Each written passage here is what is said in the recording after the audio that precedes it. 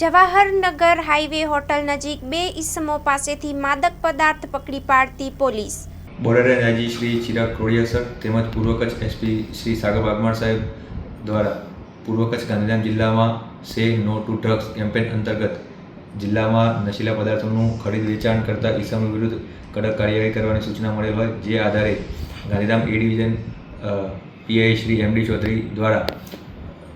જવાહરનગર વિસ્તારમાં આવેલા અર્બુદા હોટલમાં તેઓને બાતમી મળેલ કે આ હોટલમાં બે ઈસમો કોઈ નશીલા પદાર્થ સાથે હાજર છે, જે આધારે તેઓએ આ જગ્યાએ રેડ કરેલ અને રેડ દરમિયાન તેઓને આશરે 34 ગ્રામ જેટલો માદક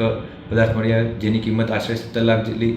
છે અને આ બંને ઈસમો વિરુદ્ધ એનડીપીએસ એક્ટ મુજબ કાર્યવાહી કરવામાં આવેલ છે। આ બંને પકડાયેલા ઈસમોના નામ જોઈએ તો ગુરુદેવસિંહ રેશમસિંહ જાટ, જે પંજાબના તરણતારણ જિલ્લાનો રહેવાસી છે, તેમજ ઇકબાલસિંહ મુખ્તારસિંહ લગડ, જે પંજાબના અમૃતસર જિલ્લાનો રહેવાસી છે। પોલીસ દ્વારા બંને આરોપીઓની અટક કરીને આગળની કાયદેસરની કાર્યવાહી ચાલુમાં છે।